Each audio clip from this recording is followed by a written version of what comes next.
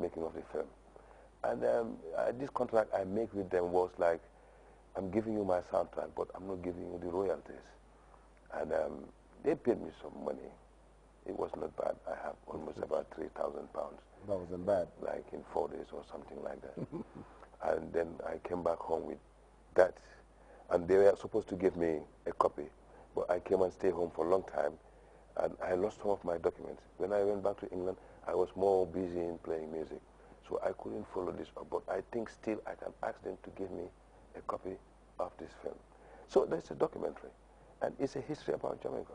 What about what happened between our people and those invaders who came here for hundreds of years? We can turn them into documentary films. We're teaching students in school to learn about this history.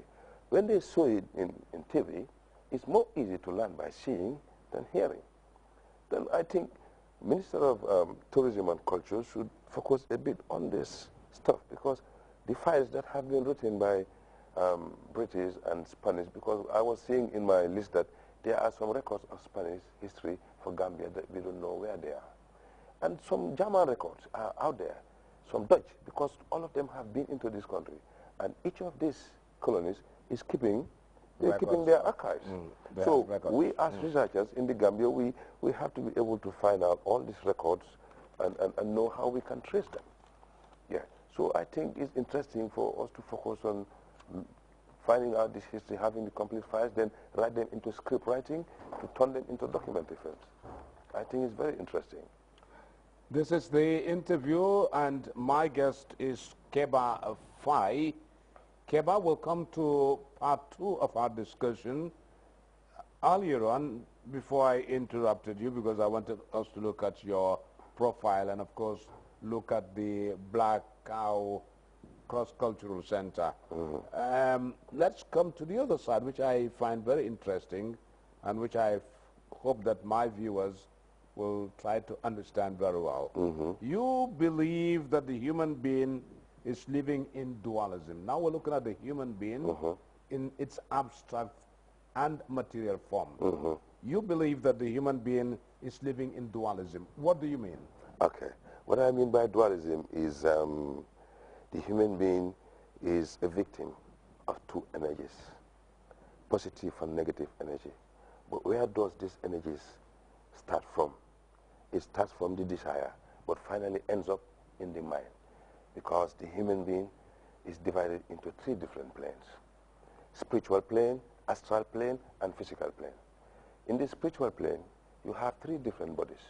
In the astral plane, you have 1 body. That is your desire, is the heart. And in the physical plane, you have 4 different bodies. You have the emotional body, the mental body, the etheric body, and the physical body. So now, that means we have to know what is a human being. What do we call a human being? Is it this flesh? Because this is not a human being. This doesn't last long. And finally, when this change happens, that somebody is dying, we said they are dead. But no one dies here. This is a change. A frame and a picture has been separated. Now you hold onto the frame, you're crying and saying he's dead. It's just a frame. The picture is still there. So we have to know what a human being is. Because we came on earth, we saw ourselves, and we have made a lot of different stories from our psychological powers to try to summarize ourselves from imagination and analogy. But how many of these words are matching with the truth?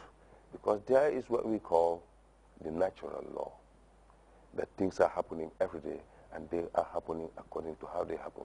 So the contribution of the human being in this process, this cycle of change, that is what I want us to talk about. And how can the human being knows his effectivity and defectivity?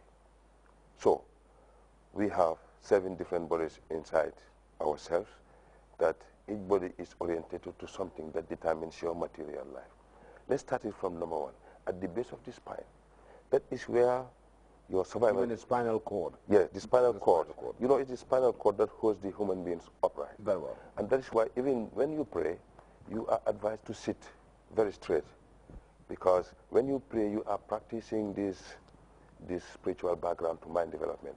And we want you to sit upright, because then you are directing the energy to the right place.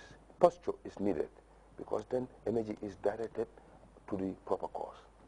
But you don't need to hold your bits and sit like this and say you're worshiping, because this is not a good posture. We want the spinal column to be upright. So now, along this spinal column, that is what is holding us upright. Without the spinal column, how will we look like? It will be very different. So along the spinal column, you have vortices of psychic energies from the base of the spine to the crown of the head. And they are 7 in number. That is what religion is trying to help the human being to get in touch with this immaterial part of you. Because your material part is not yours. It's just your frame. You are the picture. The picture is living inside. How can we link with this inside now? Okay. We are very magnetized. Look at from our manufactured what we have produced from just the sensual mind. It's a lot. All this comes from the body. So from the base of the spine, you have your vortex of psychic energy, that is your roots, and it is oriented to your survival instinct. It's because of that light. It's green in color. Normally, if you are a healthy human being whose lights are right in you, then this color should be green. And this is orientated to your survival instinct. It's just like the tree with the roots. The roots are holding it. When these roots are rotting, the tree will fall down. That is what we call the soul. We think we own the soul. We don't own the soul. The soul was here before us and is in a different position from where the human being itself is. So this is the soul, and it's at the base of the spine. But it is like, it's coming out like roots. And those roots are passing through inside your legs, coming out and going into the ground. But who can see it? Somebody, intuition. Maybe the little kids, they can see your aura. When we talk of aura, we are talking of the light that comes out from your body. Little kids can see, because a non-polluted mind will be more easy to see beyond these two eyes. Yeah, the aura. So these roots are oriented to your survival instinct, and it's because of these roots, their identity is. That's why you can smell something. Your soul is having this potence to help you to be able to smell something. Let me interrupt you here. How did you come to discover this? Okay. Now, how did I come to discover this is there also. But I said something earlier on. I said silence is a word that the mouth cannot express. Okay. When teaching people, all what you can do is you give them the skeleton of what you're teaching them. But for them to learn, they have to follow instructions. Okay. How I come to experience this is through following instructions, disciplining myself, and following instructions that if you follow these instructions for a week, you will see a result. The way you treat yourself and what you're going to do in the day.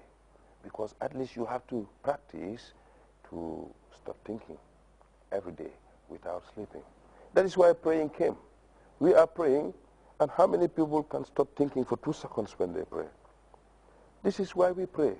Let me interrupt again. Do you practice zikr? Zikrullah. Zikrullah. Yeah, I practice zikrullah. In other words, the English name for zikrullah is yoga.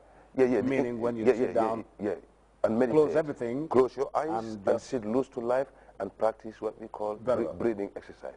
Exercise of holding the breath and breathing forcefully in and out of different nostrils. You don't focus on nothing, but you focus only on the breath. This wind is in between our spiritual and material life. But what do we know about this wind? Only to breathe it? No. There are a lot of things in this wind that we have to discover, because you can even heal yourself from this wind. And it's only this wind you breathe that can calm the mind down. There is no riches, there is no power or material possession that can calm a mind down, but breathing. That is why in the evening when the mind wants to rest, it will stop, it will close the sensual mind. No more thinking will drop. And the body have to just become lazy and go and sleep, because the mind have to prepare itself before it's morning again. When we wake up in the morning, we start thinking, we mess this world up. In the evening, we stop thinking, we take this world back to peace. So thinking is the problem. But it's not only thinking in this body. If it was only thinking, then